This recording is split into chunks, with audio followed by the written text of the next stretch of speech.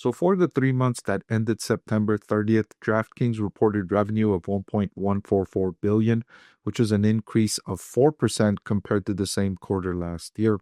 One of the reasons why DraftKings underperformed in the most recently completed quarter was because the company said that outcomes favored bettors in the most recently completed quarter. So their customers won more than was expected during the most recently completed quarter.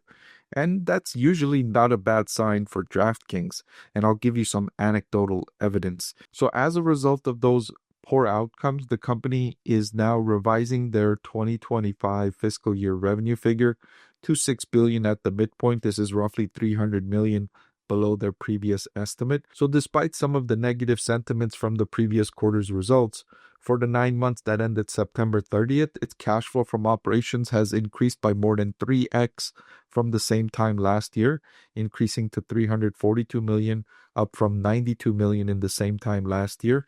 And the biggest cause of that increase is a reduction in the net income loss from $372 million to $133 million, leading to that big increase in cash flow from operations, because this company has significant amounts of non-cash expenses, including $200 million in depreciation and $236 million in stock-based compensation. All that being said, what do I think about the valuation and about the buy or sell rating? Well, DraftKings is trading at a forward PE ratio of 41 and a forward price to OCF ratio of 13.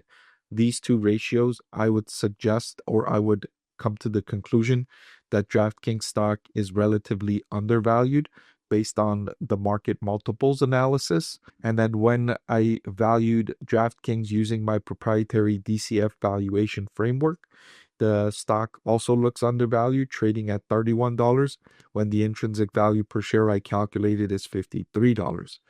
All that being said, DraftKings stock is riskier than I can ever remember the stock being.